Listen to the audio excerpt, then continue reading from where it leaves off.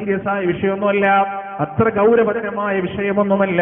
ഈ ദുനിയാവെന്നാൽ കളിവിനോദം മാത്രമാണ്. ഈ ദുനിയാവെന്നാൽ നശ്വരമാണ്, നശിച്ചു പോകുന്ന സൗന്ദര്യമാണ്, ഫഖ്ർ മാത്രമാണ്, കസർ മാത്രമാണ്. ഏതുപോലെ എന്നറിയുമോ? കമസലി ഗൈസിൻ അജബൽ കുഫാറ നബാതു ثم يهيج فتراه مصفرا ثم يكون حطاما. ഒരു മഴ ഇങ്ങനെ പെയ്യുകയാണ്. ആ മഴ ഭൂമിയിലേക്ക് തട്ടുമ്പോൾ കൃഷിയിടങ്ങൾ അതാ പച്ചപ്പടിഞ്ഞു നിൽക്കുകയാണ്. ആ സുന്ദരമായ പച്ചപ്പ് അജബൽ കുഫാർ, കർഷകരെ അത്ഭുതപ്പെടുത്തുകയാണ്. ആ പച്ചപ്പ് ഇങ്ങനെ കാണുമ്പോൾ കർഷകരുടെ ഹൃദയത്തിൽ വല്ലാത്ത സന്തോഷമാണ്, വല്ലാത്ത ആഹ്ലാദമാണ്. ആ പച്ചപ്പതാ മെല്ലെ മെല്ലെ മാറാൻ തുടങ്ങുകയാണ്. അത് ചാരനിറത്തിലേക്കും മഞ്ഞ നിറത്തിലേക്കും മാറുകയാണ്. ആഴ്ചകൾ അങ്ങോട്ട് കടന്നു പോകുമ്പോൾ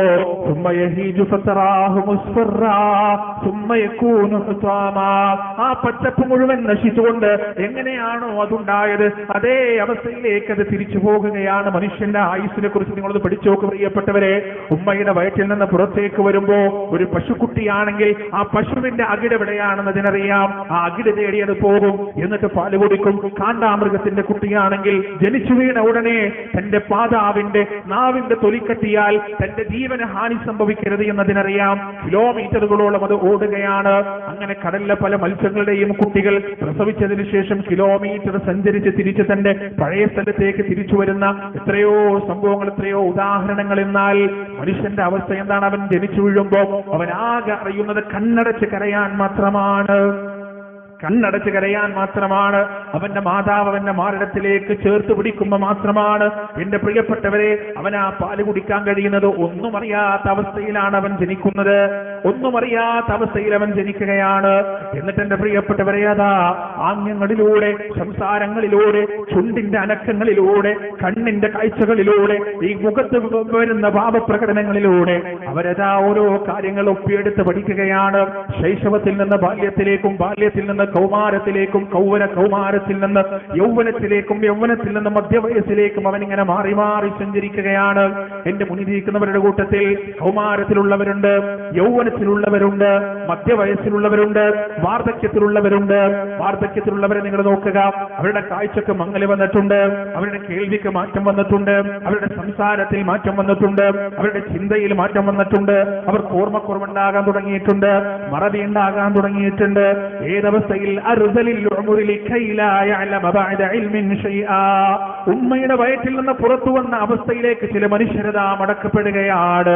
ചില മനുഷ്യരത ഒന്നും അറിയാത്ത ലോകത്തിന്റെ സകല രാജ്യങ്ങളിലേക്കും, നൂറുകണക്കിന് രാജ്യങ്ങളിലേക്ക് സഞ്ചരിച്ച ഏറ്റവും വലിയ ബിസിനസ്സുകാർ, കച്ചവടക്കാർ, എല്ലാ രാജ്യങ്ങളിലെ ഭാഷകൾ സംസാരിക്കാൻ കഴിയുന്ന, രാജ്യാന്തര കച്ചവടം നടത്തുന്ന, രാജ്യാന്തര കൂട്ടുകാരുള്ള ആളുകൾ അവസാനം വാർദ്ധക്യത്തിലേക്കെത്തി സ്വന്തം മക്കളുടെ പേരുകൾ പോലും മറന്നു പോകുന്ന അവസ്ഥ, സ്വന്തം മഹലിലെ പള്ളിയിൽ നിന്ന് വീട്ടിലേക്ക് വരാൻ പോലും അറിയാത്ത അവസ്ഥയിലേക്ക്,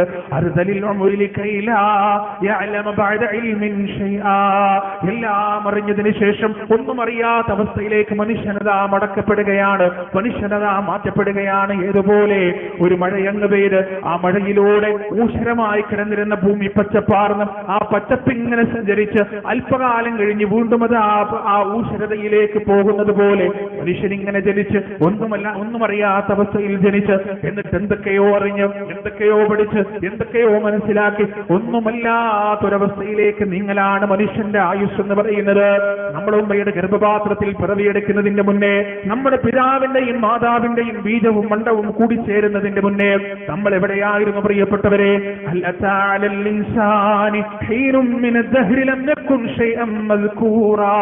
ഓർക്കപ്പെടാൻ പറ്റുന്ന ഒരവസ്ഥയിലായിരുന്നില്ല നമ്മൾ പ്രിയപ്പെട്ടവരെ. വിശദീകരിക്കപ്പെടാൻ കഴിയാത്ത, പറയപ്പെടാൻ കഴിയാത്തൊരവസ്ഥയിൽ നമുക്കൊരു ഐഡന്റിറ്റി ഉണ്ടോ? ഇല്ല. ഏതെങ്കിലും തരത്തിൽ നമ്മൾ വിശദീകരിക്കാൻ കഴിയുമോ? ഇല്ല. അവിടെ നിന്ന് അങ്ങോട്ട്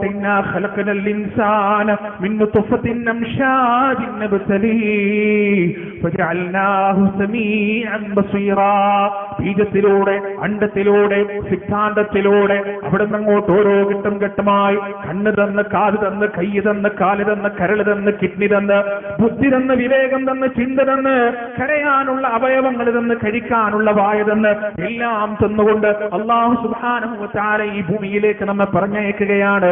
അങ്ങനെ ഈ ഭൂമിയിലുള്ള നമ്മുടെ ജീവിതം അവസാനിക്കുമ്പോൾ മരണപ്പെട്ട് കഴിഞ്ഞാൽ, പ്രിയപ്പെട്ടവരെ, നമ്മുടെ ഖബറിലേക്ക് എടുത്തു വെച്ച് കഴിഞ്ഞാൽ, ആ ഖബറിൽ ഏതാനും മാസങ്ങൾ കഴിഞ്ഞാൽ, ആ ഖബറിൽ ഏതാനും വർഷങ്ങൾ കഴിഞ്ഞാൽ അതേ അവസ്ഥയിലേക്ക് നമ്മൾ മാറുകയാണ്. നമ്മുടെ ഐഡന്റിറ്റി ഇല്ല, ആളുകളുടെ ഓർമ്മയിൽ പോലും നമ്മളില്ല, ആളുകളുടെ ചിന്തയിൽ പോലും നമ്മളില്ല, ആളുകളുടെ ചർച്ചയിൽ പോലും നമ്മളില്ല.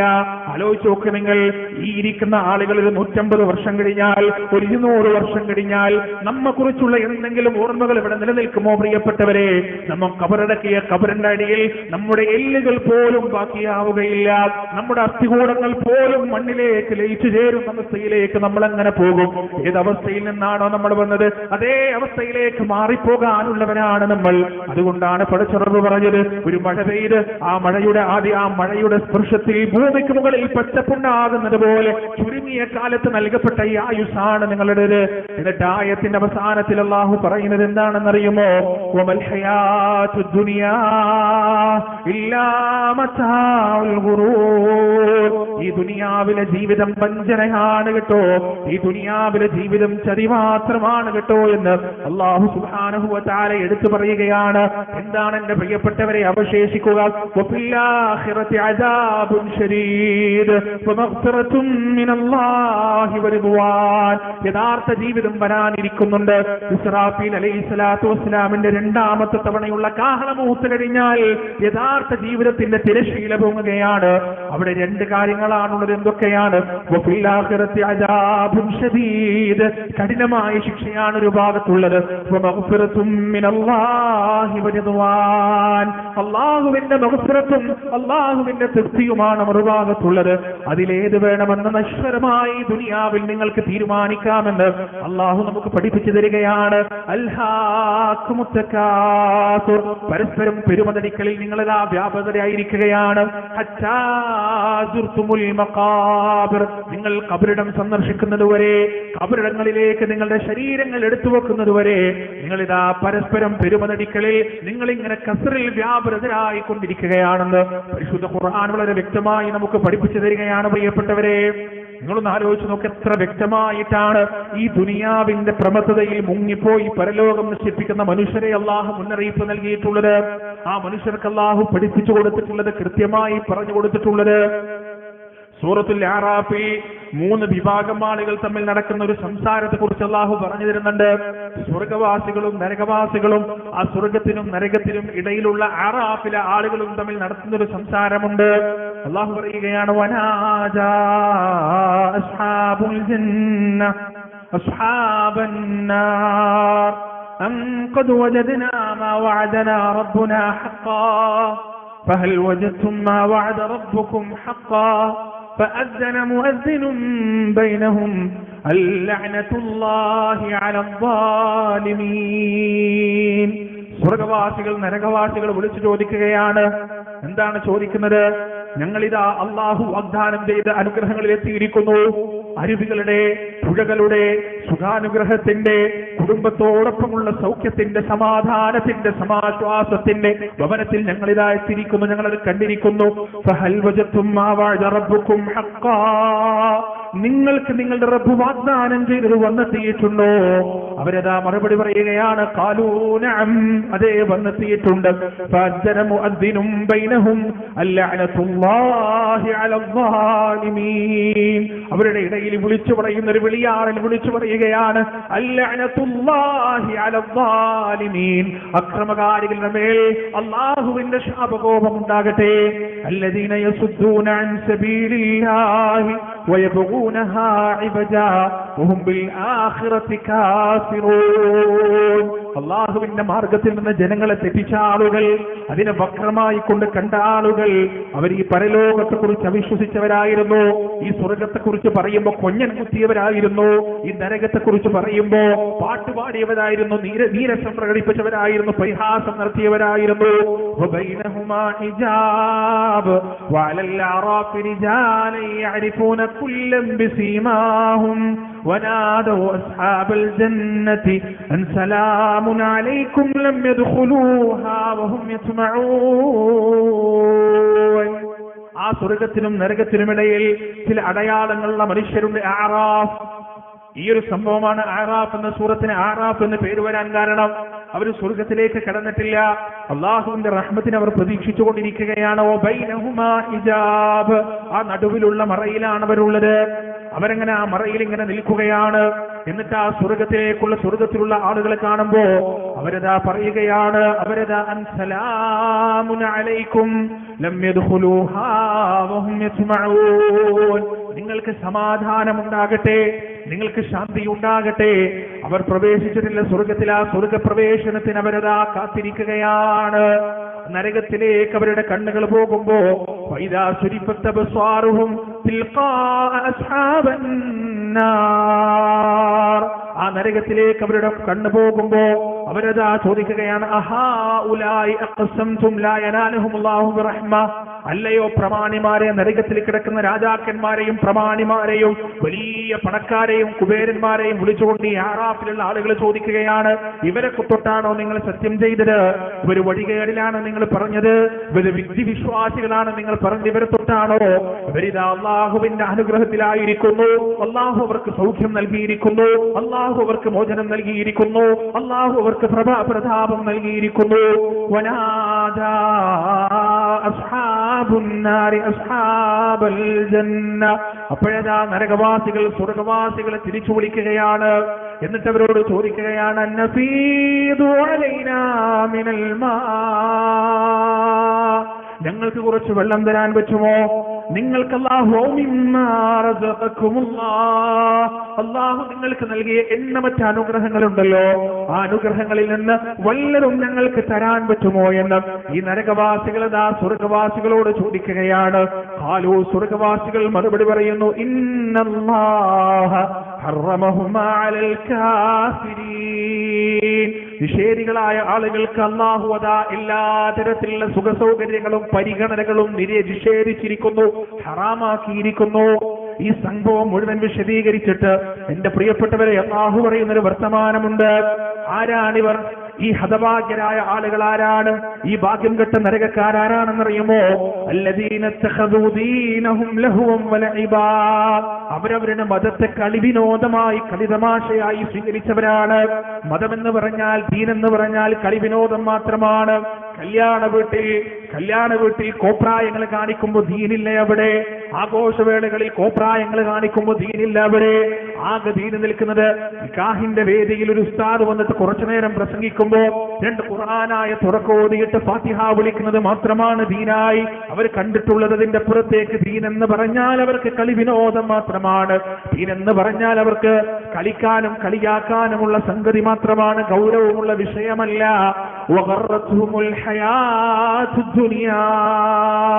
ദുനിയാവിലെ ജീവിതം അവരെ വഞ്ചിച്ചിരിക്കുന്നു. അല്ലാഹു അക്ബർ, വല്ലാത്തൊരു വർത്തമാനമാണിത്. അല്ലാഹു പറയുന്നു, എന്തുകൊണ്ടാണ് അവരെ നരകത്തിൽ അകപ്പെട്ടു പോയതെന്നറിയുമോ? ദുനിയാവിലെ ജീവിതം അവർ വഞ്ചിച്ചിരിക്കുകയാണ്.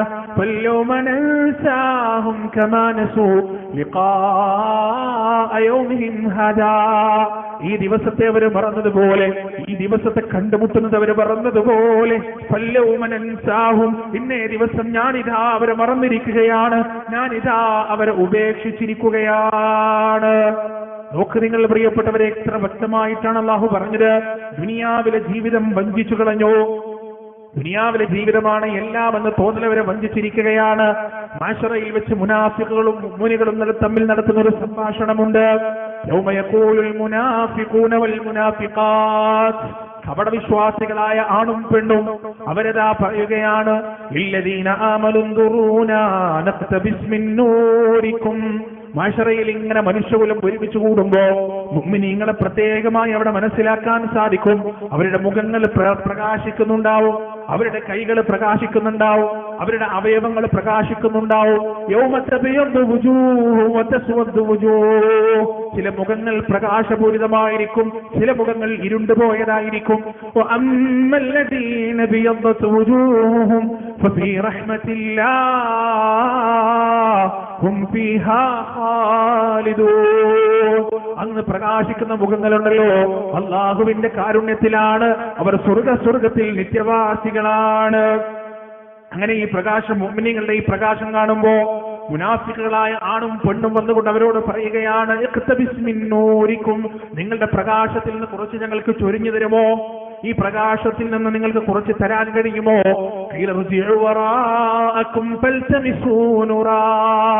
അവരോട് പറയപ്പെടുകയാണ്, പിറകിലേക്ക് പോകുക, മുഅ്മിനീങ്ങളോടൊപ്പം നിങ്ങൾക്ക് ഇന്നൊരു സ്ഥാനവുമില്ല.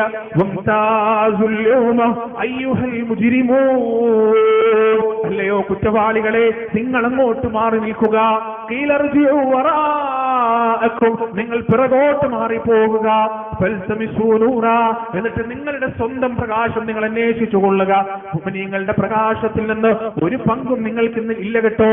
അല്ലാഹുവിന്റെ വാക്കുകളാണ്, പരിശുദ്ധ ഖുർആൻ പഠിപ്പിച്ചു തരികയാണ്. അവർക്കിടയിൽ അതാ ഒരു വാതിൽ പ്രത്യക്ഷപ്പെടുകയാണ്.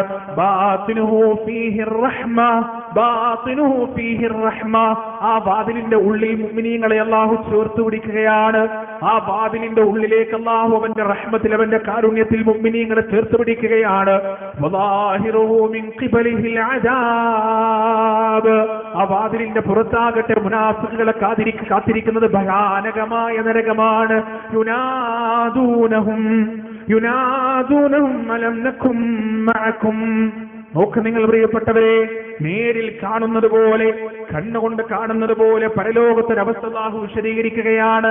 യുനാദൂനഹും, ആ വാതിലിന്റെ പിറകിൽ നിന്നുകൊണ്ട് മുനാഫിക്കുകൾ വിളിക്കുകയാണ്, അലം നകും മഅകും, ഞങ്ങൾ നിങ്ങളോടൊപ്പമല്ലയോ?